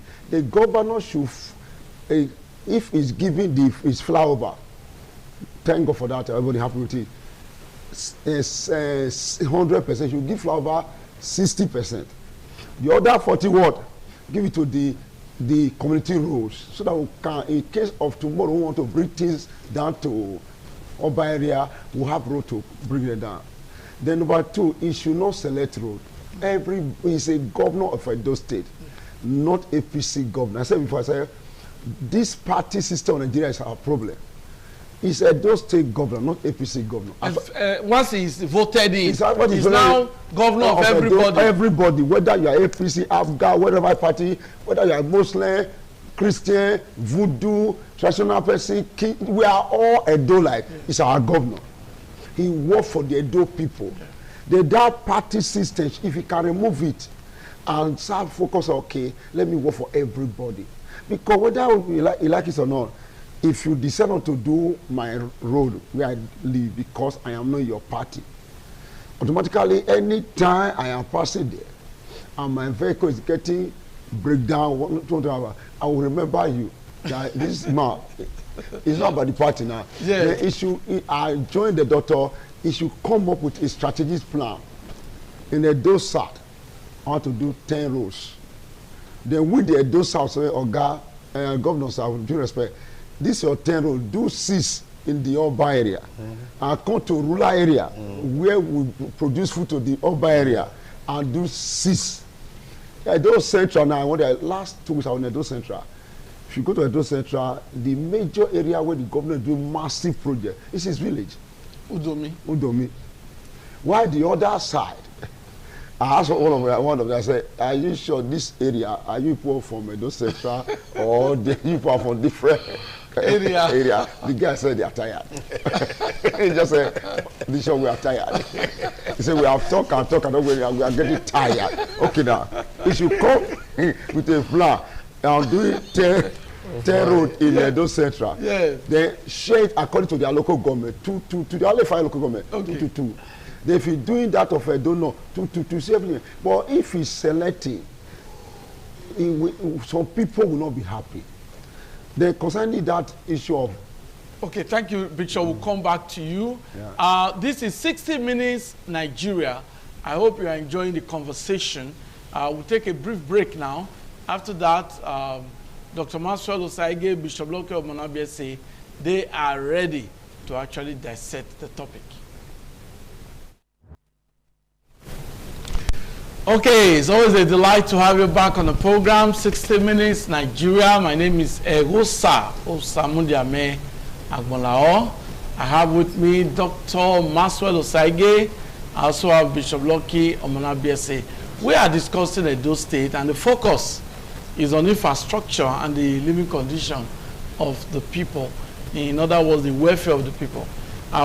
My guests have been able to establish that distinguished Senator Monday Okpebholo is doing well and should be commended in terms of road infrastructure. But they are saying that while that is ongoing, the people must not suffer, because they've seen that where such constructions are going on, the residents, the locals are having problems driving out of their houses, driving to their place of work, driving to the school or wherever they are going to, because most of the adjoining roads do not have access roads to the major roads.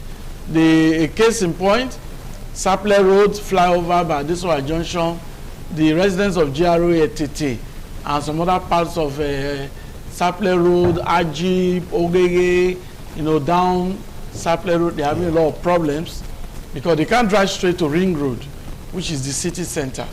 At Ramat Park, the wonderful project of Mr. Governor, which is the flyover, commendable. But the other areas, there are so many roads that are supposed to link to the Ramat Park. Now, residents in those areas now, they are suffering because adjoining roads were not constructed, were not tied. My guests have also said that years back, in the 70s, sometimes roads are constructed even at night with floodlights, so that you do not obstruct traffic during the day. But now construction is during the day, then at night the construction workers go to sleep. Whereas it used to be road construction at night with floodlights, then during the day they have cleared the road and there's easy movement. They have also talked about that years back in the 70s, when there's road construction, the company will first of all establish other adjoining roads where motorists can ply while the road construction is going on. But nowadays, they do not care about residents. They just focus on their road construction. Whether the people are suffering or not, the companies are not bothered. They are saying that should be thwarted. So that's the discussion. I will continue.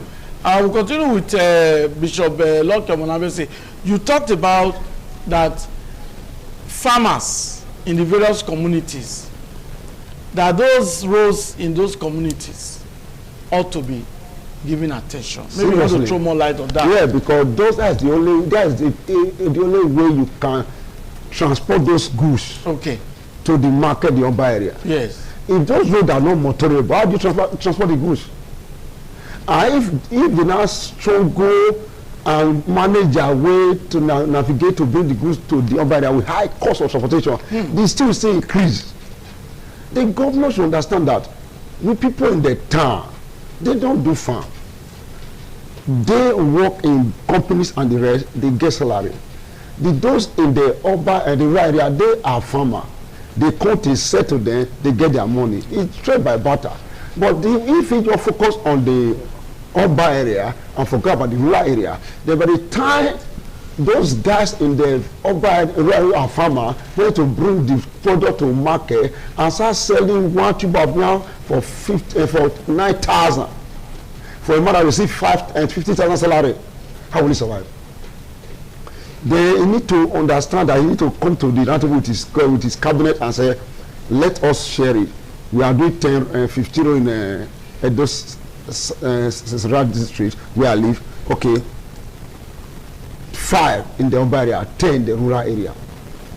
Tie the road, put street light, put security to guide the area. I'm telling you, also, between now and the next 6 months, all this issue of hunger, chaos, and all will stop. But we that they are helping, that the government is helping, we should be able to also maintain the road for the government. Okay. Because something some Nigerian cities have some problem. They spoil government investment. Yeah, I've seen that. Sometimes you will see side drains. Yeah. Side drains, refuse will be entering it. The landlords there will not even remove the refuse. The last time he raised, even the year one according that we are money because some areas bad. Yes. Somebody brought out refuse from his house about 6 bags. I called it. For erosion. And I told him, I said, indigenous block, you will say government are bad. Yes. You are the one blocking it. Because anything that block this drainage, you see this road is dead. So the people must support government. Yes. Thank you very much, Bishop. We'll come back to you. Dr. Maxwell, the way forward. Yeah, the way forward is very simple. Okay. Permit me to use scripture again. Yes. The Bible says, a good man leave inheritance for his children. Yes. Sir. So in this context, the governor should look at it from this angle. Okay.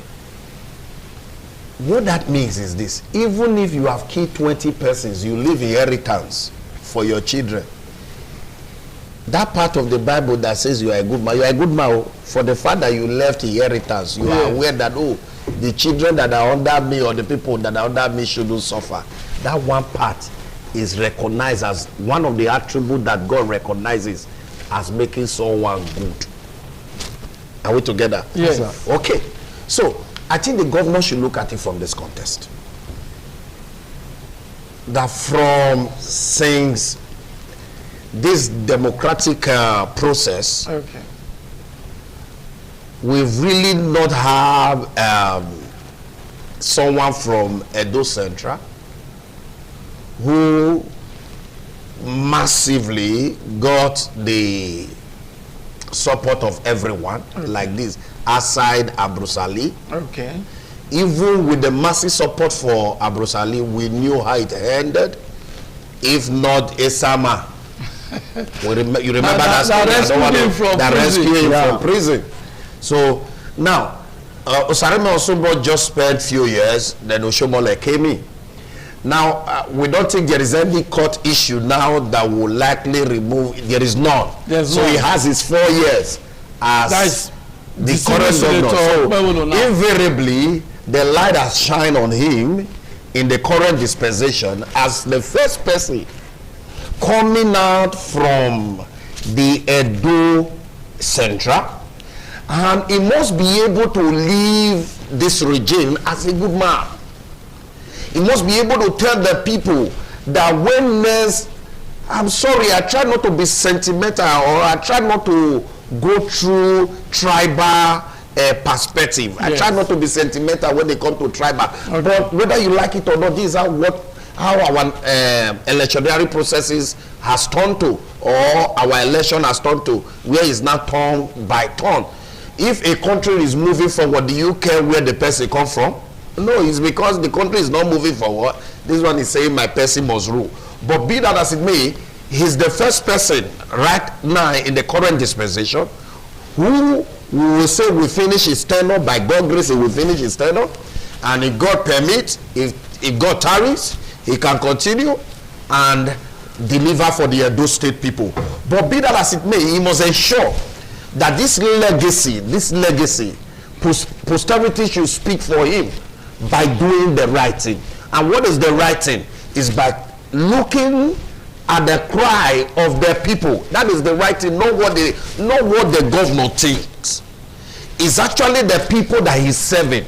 That should be the cry that he should listen to on a daily basis. So just like you heard the bishop said, when you do project, these are what we are thinking of. Create a blueprint on ground that will make people to remember you 20 years to come. Whether you like it or not, there are still some road in this Edo state that are attributed to Ugbemudia. Yes, sir. After how many years? We see say Ugbemudia did this road. Yes. So it should be said of in time to come, it should be said that indeed Monday Okpebholo, one-time senator who became governor, this is the road he did.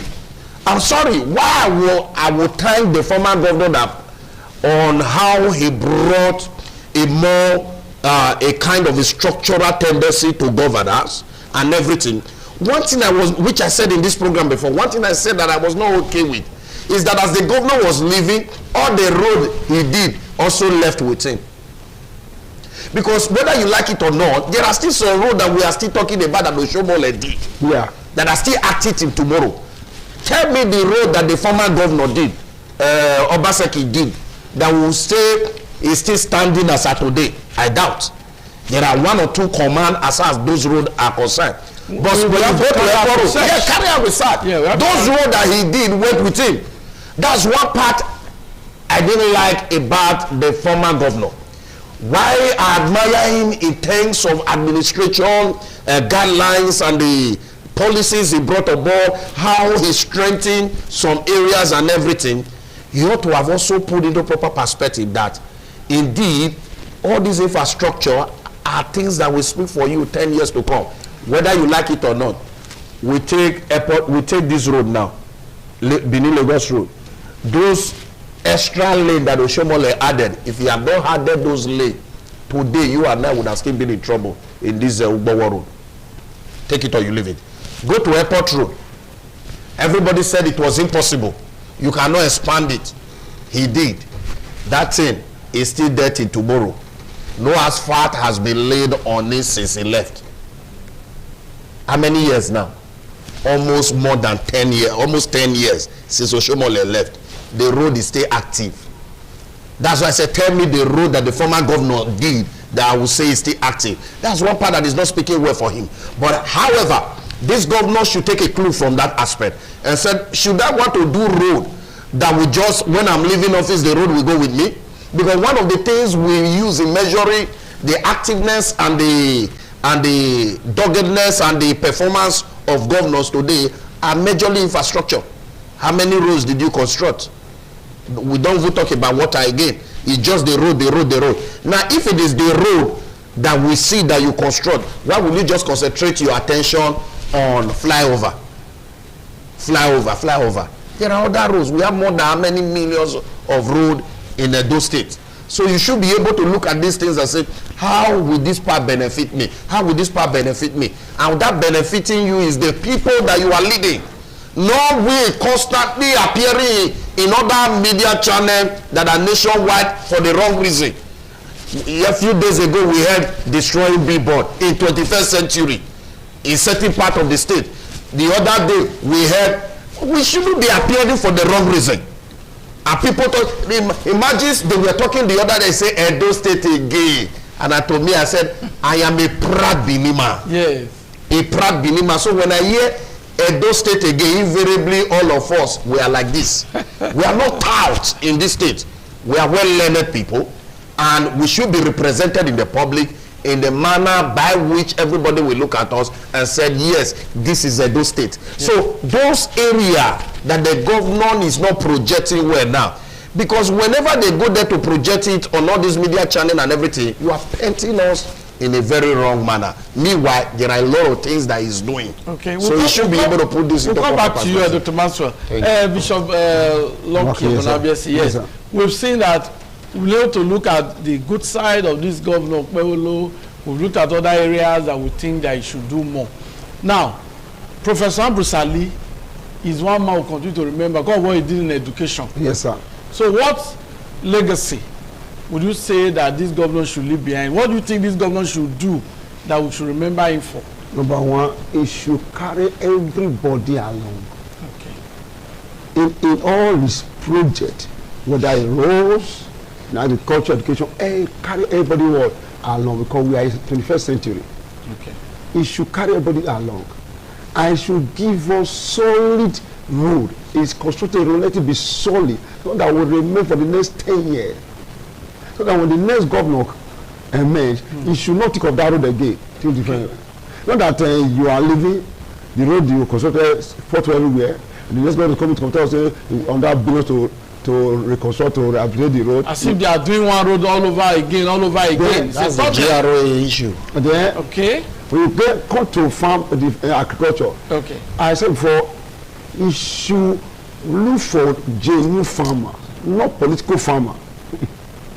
We have political farmer, we have genuine farmer. Political farmer are those in party I quote, yes. Then they are not farmers, they farm by mouth. Then while the real farmers are in the bush, try to make this work. And or then bulldoze the large acres of land. Have state farming to support individual farming. That state farming, when an individual person is selling a bag of rice for 80,000, 70,000, let the state be selling for 50,000 or 40,000. You see, for know that high cost of goods will reduce. Edo State is a fertile land. In your backyard, come germinate. In your backyard, plant cassava stand. Yes. In your backyard, yams. The Edo State is the fertile land. We are blessed people. And the Edo people, we are not lazy. So for you, I say, I don't want to hear Edo man is a lazy man. That is provoking me. No, Edo man is a lazy man. It's just that if you pursue a goat to the war, he will turn and face you with anger. Yeah. The Edo people have been pursued to a certain level that they are now seeing fighting back with anger. Not lazy, you are an Edo man. Exactly. You are not a lazy man. No, I'm not. You are an Edo man. Edo man, we're not lazy. Yeah. Because the people that are leading us are trying to frustrate us. We don't want to go out and die in frustration, have our BP hypertension. Yes. Then we need to fight back. Yes. And then you should be able to do this too. If you're able to focus on quality road, quality education, quality agricultural infrastructure, I am telling you, we will not forget about it. Thank you very much. Dr. Maxwell, while we are about concluding, recently the governor purchased so many equipment, tractors, bulldozers. In short, FCT Minister Wike was in Edo State to commission the project. But some persons are saying that such monies should have been maybe used to directly construct roads in rural areas instead of buying this equipment for local government chairman, that after some years you may not see those equipment again. What's your take as we conclude? The same thing, I was coming there, the same thing, the intention by which the governor using purchasing those trucks, they're actually good intention. But it's not just all about the governor now. The people you are leading. You know, I said before, I said, we, the humans, see, the most difficult thing to lead is easy to control good than to control human. No, I was go and do research. Yes. Right. It is easy to control goat. If you tell a goat, it will run and come back. Tell human go, he will say, why? And you are asking him run for your life, he's asking you why. So if care is not taking, you telling him to run, he will tell you, you run. So it's difficult to control human being.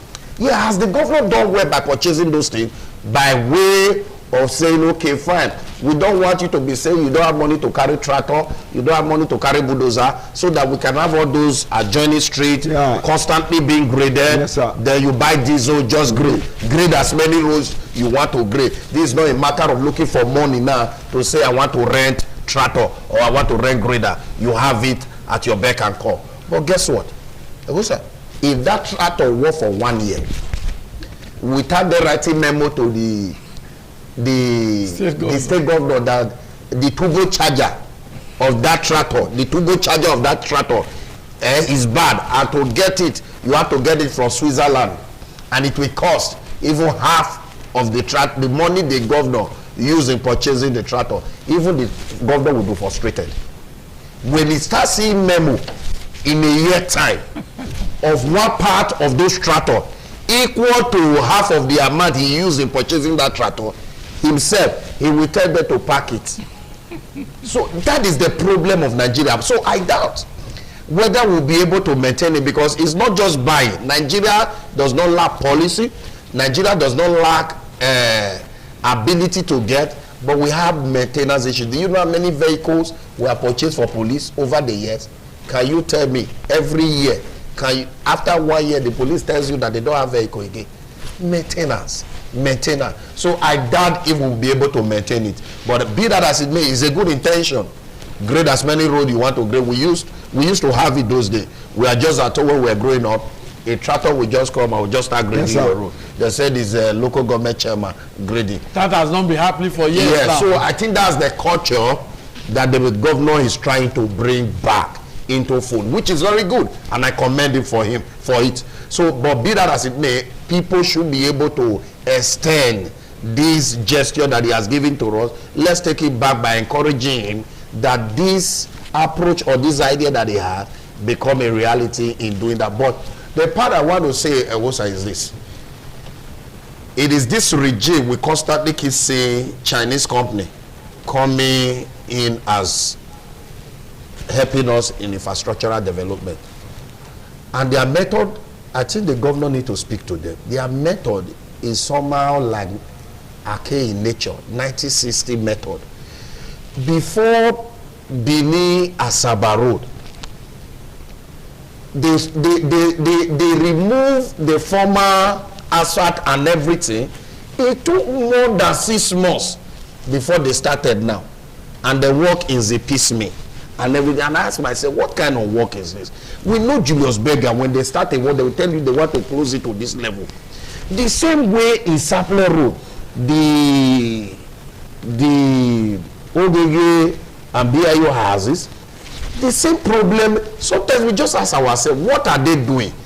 It seems to us that these people, they just wake up and say, okay, let's just do here today. They wake up tomorrow, let's do here today. So there is no a proper roadmap of, oh, we want to complete this kilometer section, or this section or this meter. Then we move from here to here and everything. It's just like, as you wake up, you do it. I think the governor should call them to order and tell them, please, the people cannot continue to suffer or in the name that you are doing road or you are building infrastructure. While you are building infrastructure, do you know what the life expectancy of Nigeria? Google it, life expectancy. Augusta, if you and I spend more than 58 years in Nigeria, now God help us. Because it has been scientifically proven that life expectancy in Nigeria is 58 years. So anybody that passes through that exceeds that age, God has saved you and God has saved me. So what that means is this: government is killing us on a daily basis. Thank you very much.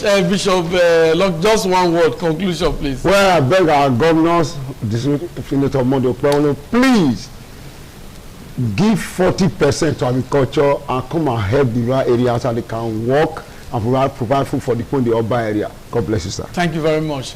That's the show. I hope you've enjoyed every bit of our discussion. A lot has been said, and I expect those in authority, those in charge of governance, to heed the advice of my guests and get things right. Do have a wonderful weekend. Bye-bye.